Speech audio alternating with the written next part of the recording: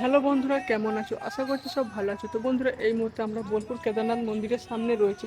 তো গাইস, তোমাদেরকে ভিডিওটা দেখাচ্ছি, তোমরা ভিডিওটা পুরোটা দেখে নাও। তো বন্ধুরা, এইটা হচ্ছে মুকুরামপুরের যে মেন গেটটা, যেখানে আমাদের কেদারনাথ মন্দিরটা রয়েছে। তো গাইস, আমরা ভেতরে প্রবেশ করছি। তো প্রবেশ করার পর তোমাদেরকে দেখাবো যে মন্দিরটি দর্শন করার পর যে তোমাদের কেমন লাগছে।